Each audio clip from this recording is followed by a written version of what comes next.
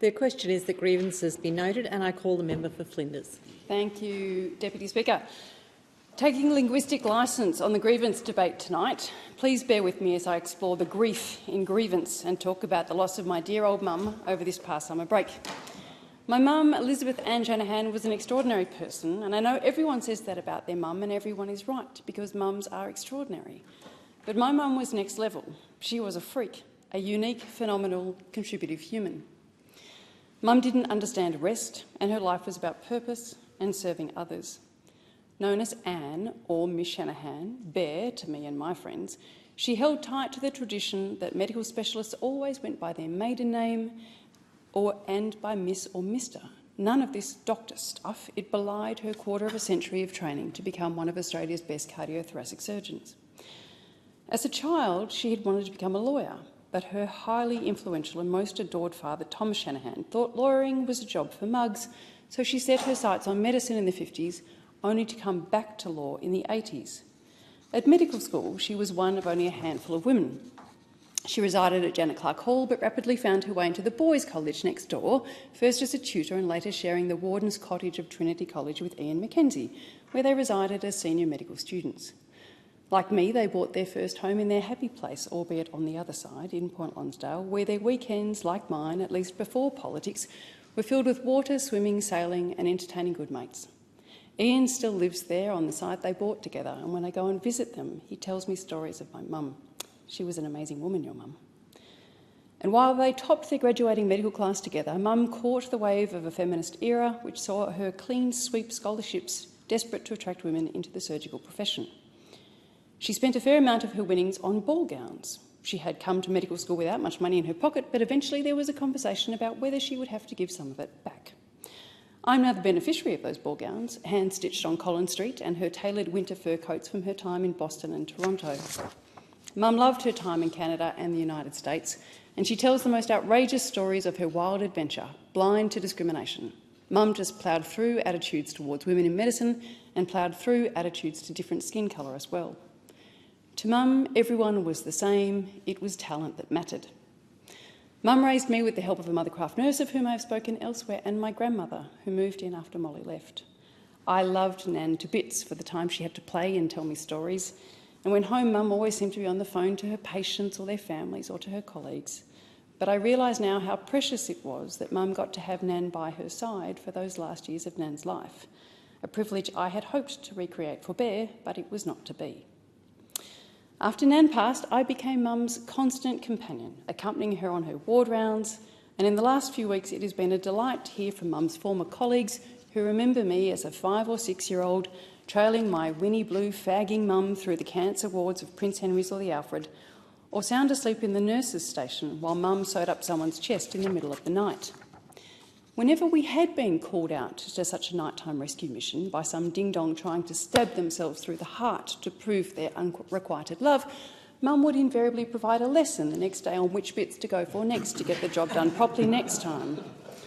Mum's medical skills were second to none. Even her exceptional oncologist, David Pook, would admit it. At medical school, she won countless clinical and exhibition prizes. She was awarded a Fulbright, the American Association of University Women Overseas Scholarship, Patterson Travelling Fellowship and the National Heart Foundation of Australia Overseas Fellowship, and finally picked up the Paul Daly White Research Fellowship of the Massachusetts Heart Association.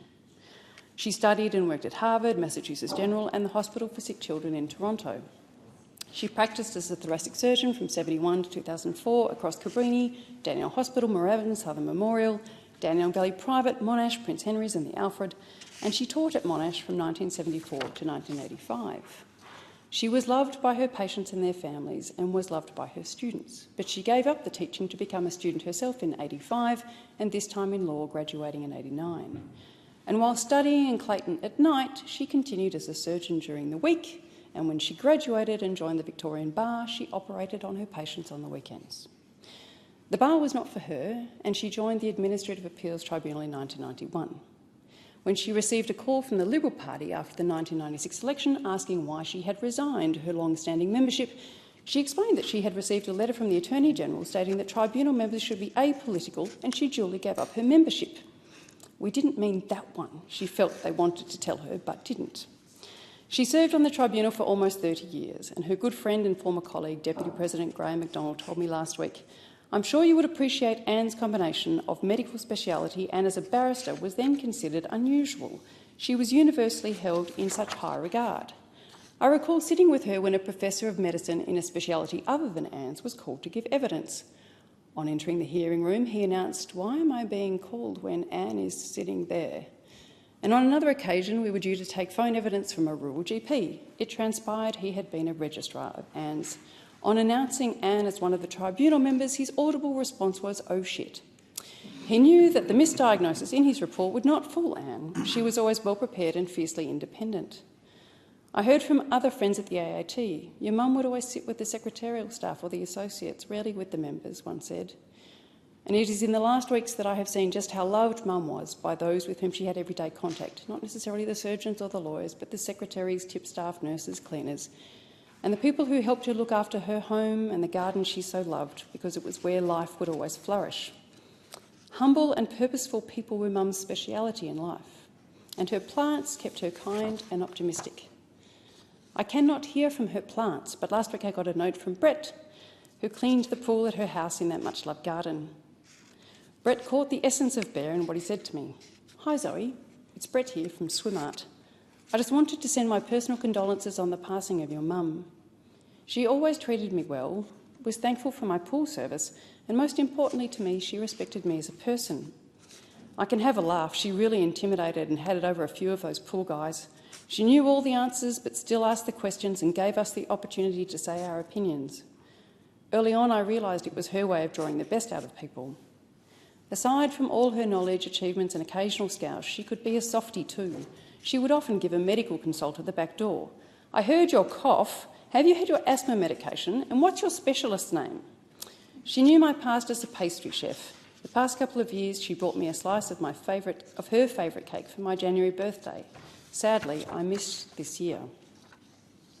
I thank Peter Dutton not only for his support of me throughout the last year, but also his raw enjoyment of my mother's unique character when he met her.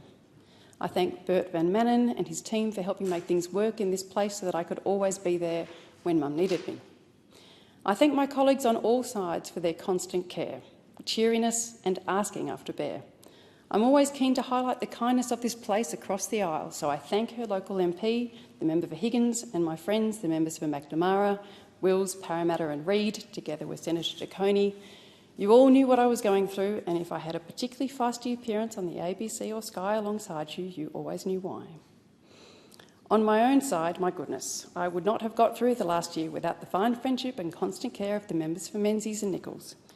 Indeed, the member for Nichols and his extraordinary kids came to stay with us a few weeks ago, and Sam's remarkable daughter Sophie got to spend time with Mum talking about life, purpose and adventure. Mum was by then a tired lion, but I got the impression that Sophie appreciated those moments. I thank my colleagues and former colleagues in this place for the abundance of calls, letters, cards, flowers and stories of Mum over the past few weeks. And I especially thank my kind constituents whose letters and messages, even though they did not know Bear, have been of enormous comfort. Politics is a hard life. It takes our families from us and it demands we put it before everything else. Over the last 12 months, I have lost my family to the demands of this job, and now I've lost my mum to cancer. But as life and the blessings we cannot predict in it, it also opened up a new family to me, one that I have built, and one which understands the demands these jobs put on us, and one which very much loved and admired my mum and her determination for my contribution here. When Mum was diagnosed with kidney cancer a year ago, I set up a small WhatsApp group comprising my friends who knew Mum well, my girlfriends as far back as primary school, ex-boyfriends she loved, former colleagues and friends that Mum had helped confront tricky health issues themselves, the people who have become my family. They were there for me throughout this annus horribilis and always there when I needed someone to step in for Bear. I am so glad that in the final days of Mum's life, so many of them were able to come and spend time with her through the glorious Mornington Peninsula summer. Jackie Sushames, Marissa Lowe, Christina Teague, Julia Doyle, Deb Kwasnicki, David Luff and Aldo Borgu in particular. Early in the summer, Mum would regale them with stories of her studies in the United States or the adventures of her spinster teetotaler pub-running grand aunts in Trafalgar. Towards the end, it was just quiet and loving company, and I'm so grateful to Jules, Deb and Stephen, who held me up in those last weeks so in turn I could hold up Mum. We would not be who we are without these people, and on behalf of Mum and me, I say thank you. I thank the member for her contribution, and I am very confident that her mother would be extraordinarily proud of her. The question